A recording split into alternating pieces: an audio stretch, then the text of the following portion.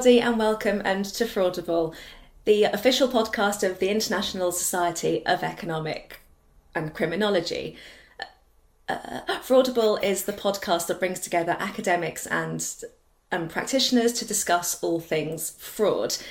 In this episode, we're going to be discussing fraud and scams, and I am delighted to be joined by academic and Dr. Jack Whittaker and practitioner Jorij Abraham. So, gentlemen, thank you very much for joining me today. Jack, could I start with you, please, to give a brief introduction to yourself and your work?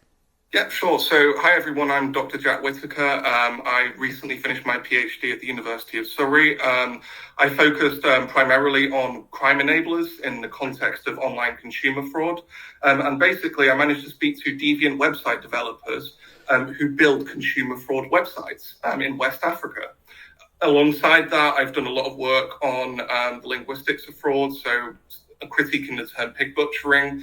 I've also done work on consumer fraud victimization and also looking at the types of protective behaviors that consumers engage in when they shop online. And also as well, I've done a bit on crime script analysis. So kind of a bit of a smorgasbord. Amazing. Thank you very much. And Jorij, the same to you, please. Jorij Abraham, in Dutch Jorij. I'm the managing director of the Global Anti-Scam Alliance, in short Gaza. We're a non-profit organization, and our mission is to protect consumers worldwide better from scams. And we do that by bringing together all the stakeholders, so governments, law enforcement, banks, telecom operators, the big tech companies, consumer protection, to share knowledge on scams, but also really define better solutions, how we can protect consumers from scams. So that's about us. Excellent, thank you very much. So Jorij, let me start with you then. You mentioned about tech companies. They are facing a lot of scrutiny at the moment because of the fraud and the scams that are going on their platforms. What are the challenges that you see from their perspective, and what are they sort of trying to achieve from their perspective? Is it doable? I mean, very honestly, the reason why Meta, Google, Amazon, and many others have become a member of Gaza is that the scam problem is too big even for these big players. And I experienced it myself when I used to own scamadvisor.com. On Scamadvisor, we got about 3,000-4,000 reviews every day. Half of them were from scammers praising their website or bashing competitive scam sites. Very weird. And we tried to block those fake reviews. And every time we came up with a solution, they found a way around it and around it. And for the record, I really believe that everybody should do more, can do more against scams. And that's for the big tech companies, the banks, telecom operators, us as consumers. But fighting scammers is not easy because they share data. We don't. They use the latest tech without any scrutiny. We have to be careful. And they have a huge labor pool in developing nations, unfortunately, because people need to make a living. And then, if you cannot get a normal job, maybe a scam job is good. So that's how I see the current situation. Mm-hmm. Yeah, I'd agree massively with that. And I think one thing that you've kind of teased out there is just how specialized fraud operators are. And that's something that I've done a lot of in my research, which is around this notion that, if you're a fraudster in an offline context, say you're a card skimmer, for instance, well, you firstly got to go out, get a job somewhere, buy a card skimmer, then attach it onto, a reader. Then you've got to try and find a way to sell that data. But if we're actually looking in the context of online fraud, well, it's kind of like Adam Smith, An Absolute Advantage, where every single person in that supply chain is very good at what they do, and they all have a specific role. So if we kind of look at things from the bottom up, well, okay, firstly, you've got your money mules. Those are the people who actually have to, they receive the money from the victim. You've got your two types of money mule. Then you've got your deviant website developer, because Go on. Right. Sorry, Jack. My apologies. No problem. I may already add to the money mule issue. That's there. We do an annual survey amongst about 50,000 consumers, and we ask those consumers at the end one question: if I would send you $20,000 asking you to wire $19,000 to another account, would you do it? Globally, 4% of the global population said yes, I would accept 20 and send the 19,000 to the other account. Another 4% says yes, I would do it, but I would do everything. So that's already indicating the problem. Sorry, I just wanted to interrupt because money mules is a huge issue. Yeah, I agree with you, and I think that's something we can come back to. But kind of just to tease out how elaborate and how specialist this economy is. You've got your money mules, then you've got your mule herders who recruit the money mules, then you've got your deviant website developers who actually are, they are people that have computer science degrees and go out and build fake websites for fraudsters. And then you've got the perpetrator themselves. And then you've got also these ancillary, enablers who don't specifically go out for the purpose of enabling fraud, but might not be seen as doing as much as they possibly could be. Examples of that might be hosting providers, domain name registrars, other tech companies like your Metas, your Amazons, for instance. So it is a hugely complex supply chain of different actors that are involved in online consumer fraud. Yeah, I fully agree. Sorry, Claire. No, please do. No, we really see that scams is no longer a 16-year-old a boy setting up an online store, then forgetting to deliver the products. It's organized crimes, and I mean, we all and I should say, Dr. Whittaker, congrats, Jack. Nigeria has a reputation that there's certain areas where they specialize in a specific scams. We know it also with Ghana. But now we see it popping up. And it's, for the record, it's not only developing nations. I mean, the Netherlands, we have a terrible reputation with bulletproof hosting because we have legislation which allows certain hosting companies to keep clearly malicious websites online for a very, very, very long time. And once the Dutch police has taken down the entire company, they just set up the next company and start all over again. So we see really that scams are organized, very professional crime, and indeed specializing like crazy and getting better and better at gritty things, etc. I mean, we've seen with some of the scam compounds in Southeast Asia that a person only has the task to get the first contact of a person replying to a message, and then he already hands over to the specialist who then further social engineers that conversation. Yeah, definitely. And I think, one thing as well we can touch upon is that certain nations of offenders, is really quite an unusual concept, but certain nations of offenders have a specialist crime modality that they specialize in. We know, for example, that Cameroon is the home of online pet fraud. Southeast Asia, you have your fraud compounds. We have China, which is known for its counterfeit products. And then talking about, maybe on more developed nations, in Europe, for instance, you have Romania, which is, the home of Ramni Chuvalchea, or Hackerville as it's known, and a lot of those online Facebook marketplace frauds, advertising cars, for instance, that's where they come from. And typically, the different types of fake websites, you can actually, trace back to where they come from. So if I look at a pet website, for instance, I know it's probably from Cameroon, the Anglophone region in Cameroon. If I see an escrow website, I know that it's from Romania, often or not. And then I see these brand impersonation websites where a consumer goes on looking for like Nike products, sees a fake Nike website, and then gets something that falls apart in their hands. We know that often comes from China. And Jorij, I just wanted to bring something up because I know that you originally got involved in this because you had your own experience with some golf clubs, if I remember. Yeah, but actually it wasn't me, but the founder of Scam Advisor. He started Scam Advisor because he got scammed, and he bought indeed online a golf set, and it proved to be a fake, and that led him in 2012 to set up Scam Advisor, which I took over in 2016 or 17. But maybe, Jake, I also wanted to ask you a question. How is Companies House doing? Very, very badly.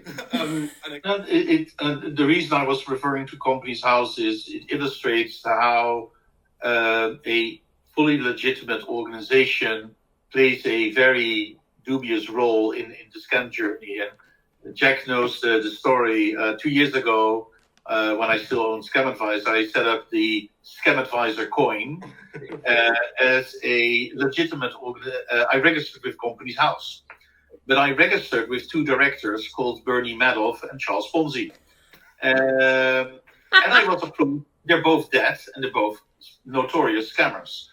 And I got the registration with a nice official PDF within seconds after paying, I believe, £12. And that's the problem, because people outside of the UK think you're then valid, vetted, verified UK company. And I had hoped that some changes have occurred. I haven't checked in the last year. But that's what I think every company and every consumer has his or her own responsibility to vet, to check, to monitor. What I want to raise maybe as a topic, and Jack, my apologies for surprising you there. I don't know how to solve the scam compound issue. We know, and that includes the Netherlands. We're really changing legislation is very tough. And in other countries, it's an issue of corruption. And in other countries, you basically need to make a living. And I can fully imagine, if I was born elsewhere, did university, and then with 30% unemployment, I would scam if I have to feed my family. So what I don't know yet the answer to is, apart from giving more political pressure, how can we really address the issue that we have a global network, global economy, where wealth is distributed very unequally, which is leading to this development where cybercrime will only become bigger and bigger. Jack, you're now a doctor, so please, what's the solution? Yeah, Jack. I'm a doctor, but not a miracle worker. Again, so it reminds me very much. I was at the Portsmouth Counter Fraud Conference, and I was doing my talk on camera, and someone said, what can we do? How do we solve this massive issue? And I said, I'm just an academic. But I do have some interesting thoughts on that. And I think the first thing that we have to understand is that kind of we put too much faith in cybersecurity. Cybersecurity itself is a massive cause of cybercrime and online fraud.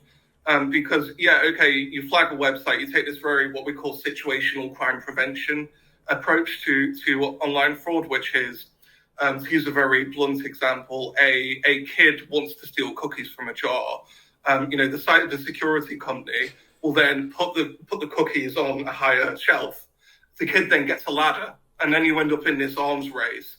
And because of that, the fraudsters, you end up in what Paul Ekblom calls an arms race, which is, the cybersecurity industry does one thing, the fraudsters then do another thing. We kind of end up in this like merry-go-round where nothing happens. As a result of that, cybersecurity now, the industry has become, this mammoth that is growing exponentially larger, where nothing really happens as a result of this. And I've kind of walked around at your conferences sometimes, Jorij, and I said, to what extent are we actually helping people, or to what extent are we making money off victims? And a lot of that really makes the cybersecurity companies kind of wince. But, one thing, that I could say that we can do to start this is maybe we should actually be using, part of our aid budgets, for instance, one thing that I know from my research is a lot of the frauds themselves and the enablers behind the frauds, like your website developers, this is taking place at the university level, where they are learning the tools of their craft. They are networking with fraudsters and website developers, for instance, and also, with mule herders is another one. And what we're finding is there's no ethics training actually going on within those institutions. And I've even come across some really horrific instances where lecturers themselves are kind of jibing and joking with their students and saying, oh, you guys are going to be fraudsters when you're older. That sort of attitude is taking place. And as a result of that, you have kind of the neutralization of why these guys are undertaking fraud happening, where they're just desensitizing themselves and justifying it within this environment. It's kind of like their training ground, as it were. Mm-hmm. And then they go out into the community and they use those pre-existing relationships. They have, the friend that then gets a scholarship to America, and he goes off and starts toddling around setting up fake bank accounts. We know very well from the West African context that's what happens. And then you have your website developer. He goes off into the capital city, sets up his own company. So actually, I kind of think rather than dealing with the leaves on the tree, we should be actually tackling the roots here. Mm. And we certainly shouldn't be playing whack-a-mole with these people, which cybersecurity is doing. Jorij, you might have a few comments about that with regards to, are you finding a similar frustration in Gaza where, you might find that cybersecurity isn't doing as much as it should be, for instance? I don't know about cybersecurity, but I do fully agree with attacking the roots of the problem, or at least the base of the tree. And one of the initiatives Gaza was part of, or is part of, I should say, is the Global Signal Exchange. 1.5 years ago, we had one of our first conferences, and one of the conclusions drawn by another person was we should share more data. And that's the conclusion we have with every cybersecurity event, every anti-fraud, money laundering meeting, and nothing ever happens. The only thing which was different, and I think you actually were there, Jack, in Lisbon, was you should fix it. So what I did was I organized last year, March, a meeting at Meta with about 60 organizations on how can we now really start sharing data and do it. And that, in the end, resulted in the launch of the Global Signal Exchange last year, January, with Google, but now also Meta, Amazon, MasterCard, and many others are joining to real-time exchange signals. I very often see a real-time exchange of bad websites and maybe in the future also bad phone numbers, email addresses, IPs is nice, but that's the leaf part. Where it does allow algorithms to learn and recognize the next scan better. So it's good, but it's not the solution. What I really like about the Global Signal Exchange, it also gives us the data to pinpoint which hosting companies, which registries, which registrars are doing a great job to fight abuse on their platform, and which ones are continuously being abused. And maybe it has something to do with the fact that they're selling 10,000 domain names at one time for less than $1 US. I mean, there is no business reason why you would ever want to buy 10,000 domain names apart from crime. So that one of the initiatives Gaza is supporting very, very much, because we really think it gives a data-driven basis to pinpoint, hey guys, you're doing a great job, and guys, come on, 20% of what you're hosting is criminal, clean it up. So that we're looking for more of these kind of solutions where we're starting to really attack the problem where the problem is originating. Mm-hmm. I think that's absolutely amazing. And I think you've hit onto something that is so greatly overlooked in this fight against online fraud, which is, the domain names themselves. And that's something that I've taken quite a lot of time to research. And one thing that I hold that I quite firmly believe in is that ICANN, which is the Internet Corporation for Assigned Names and Numbers, has actually failed and is kind of on autopilot at this stage. Because if you look at the data behind these fraudulent websites, most of them, either has the whois data, which is who actually the website itself belongs to. It's either redacted or it's completely inaccurate. And one thing that we know from the domain name registrars is they've got to sign up to a thing called the ICANN Registrar Accreditation Agreement for 2013, which states that if you report a website that's fraudulent, the registrar themselves, to keep their accreditation, has to actually investigate the fraud. And oftentimes we find that they don't do this. They simply say, go to the hosting provider. When in reality, many of these fraudsters use bulletproof hosts. So you ring them up and you go, hi, this website is fake. The hosting provider laughs at you, flips you off, and then puts the phone down, which is quite simply what happens. So one thing that I'm curious about, Jorij, is, I personally know that no registrars have ever had their accreditation removed for enabling fraud. Do you think that, are you getting any traction on the ICANN level to actually get them, are you putting pressure on ICANN to say, you've got to do more to police domain names? Not me personally, but I know that the Global Signal Exchange is discussing how things can become better, and ICANN is a big player in there.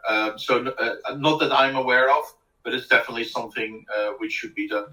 Yeah. But for the record, it's not only registrars, registries, and hosting companies. I mean, it's the same with banks. I mean, in the Netherlands, I think 30% of the staff at banks is now involved in fighting fraud, which is kind of crazy. But in other jurisdictions, the bank doesn't have a fraud department.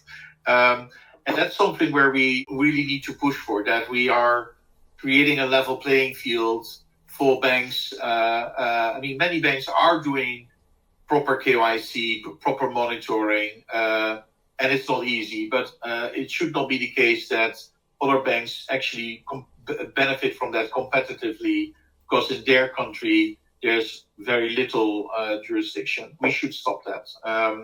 So we should level the playing field to make it fair, but also make sure that the scammers just don't hop from one country to another country, which we actually saw in the UK. I mean, in the UK, the bar was raised, the banks started to fight fraud a lot more, which is great, but the scammers just go to the next country and the next country.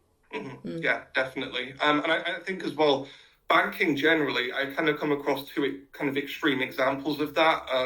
On the one extreme, I was speaking to a colleague in South Africa recently, and they don't even have a cybercrime reporting facility there. And he said to me that if you're defrauded, the only hope you've got of getting your money back is whether the money has left the recipient's bank account, which is terrifying to me. And then the other extreme that we've got now is in the UK with the mandatory reimbursement model that was introduced. However, that itself has concerns, which is, are we now kind of like the money mule issue that we saw before, where people are willing to collude with fraudsters? Are we going to see this kind of abuse of the mandatory reimbursement model, where a victim and a fraudster will team up, and the fraudster will defraud that person, the victim gets their money back, and then they take a cut of the defrauded money as well? And I'm kind of wondering how this is going to play out now, and how long it's going to take for the fraudsters themselves to kind of costle onto this. So I think it's very fascinating times that we're living in at the moment. One thing as well that I want to ask you about, Jorij, is we discussed this at Gaza, and I just want to know, kind of, are we seeing much progress in terms of kind of the cyber hygiene habits? Because we discussed, I think it was actually in The Hague in the security cluster, I think it was the first ever conference that you had, that most of the information that we're issuing to the public and to consumers was just vastly out of date. I saw me and a colleague, for instance, we had this discussion where we were sending each other links every time we saw, look for an SSL certificate on a website. And just to give viewers a context, it's a bit like talking to the devil, but securely. It doesn't stop the fact that you're still talking to the devil. And I'm just curious, are you seeing much traction in making sure that those cyber hygiene habits are being continuously improved? No. You were one of. You were very much involved in our first global scam survey, and indeed, we ask the question to people: how do you check if something is a scam? And as checking the SSL certificate or checking the reviews on the same website used, and we can smile at that, and it's our fault. We educated these people. Even my own government at the moment is running a campaign: check reviews. But we know that 20 to 30% of the reviews are fake. So please, I think we have to look at the.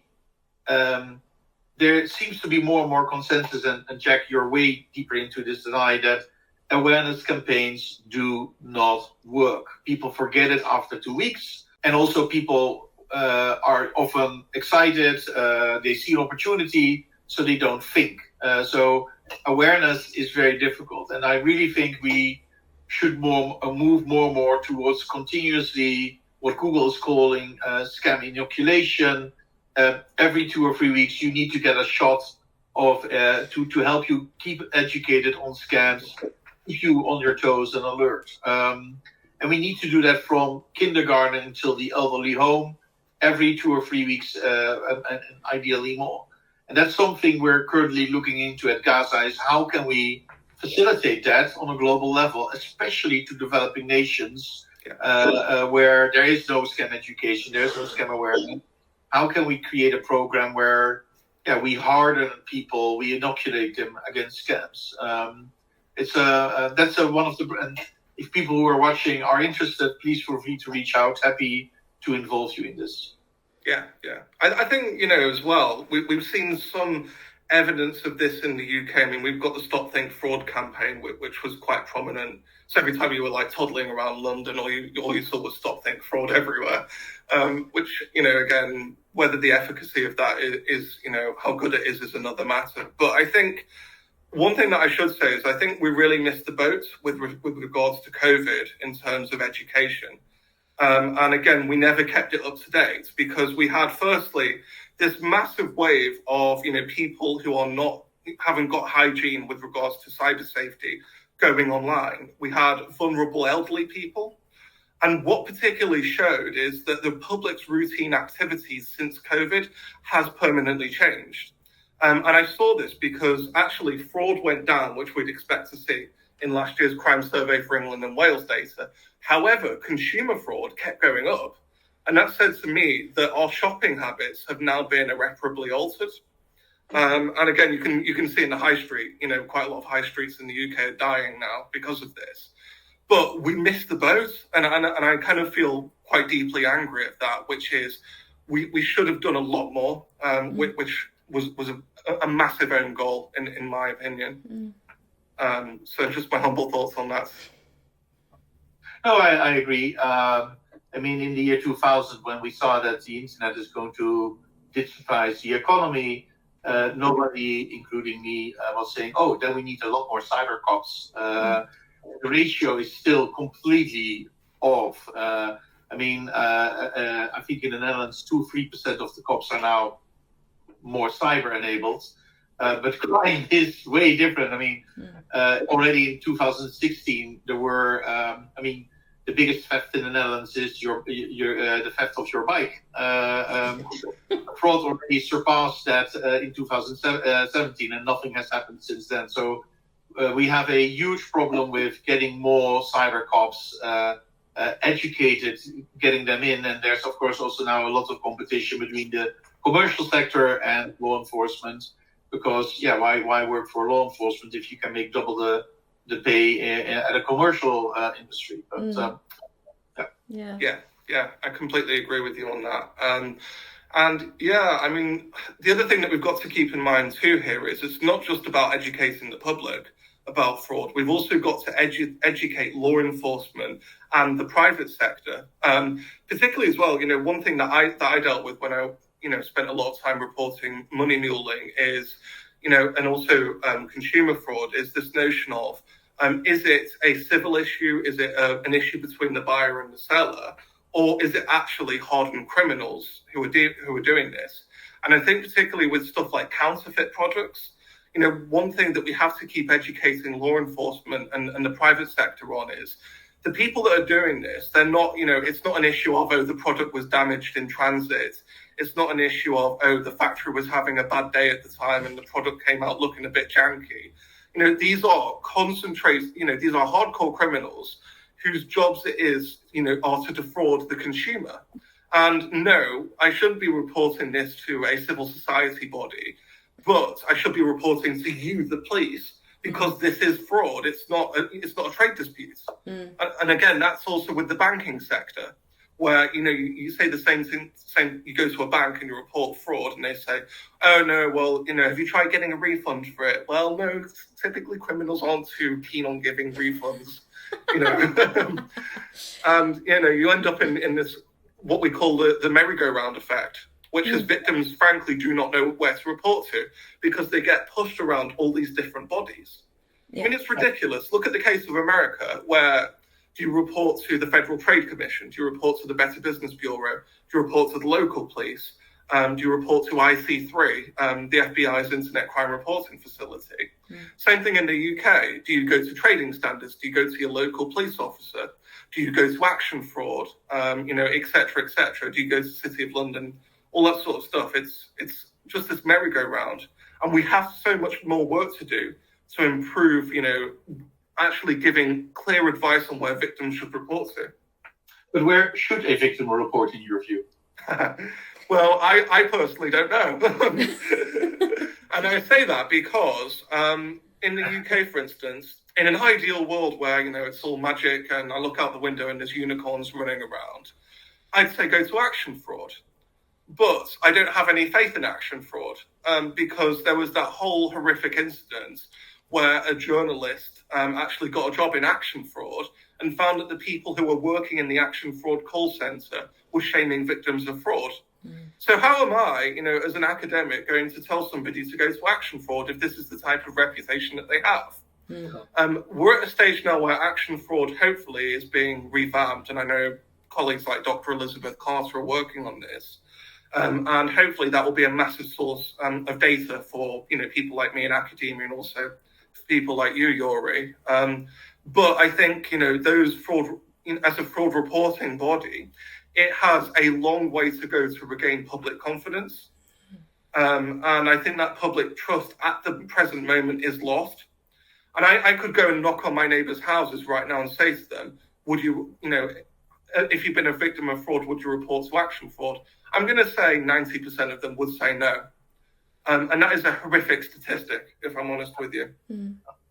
What we see based on our global state of scam survey is people either don't report at all because they don't think it's going to help. And they're right. You report to the Dutch police. And for the record, I work together with a lot of Dutch police officers. They're great people. They are.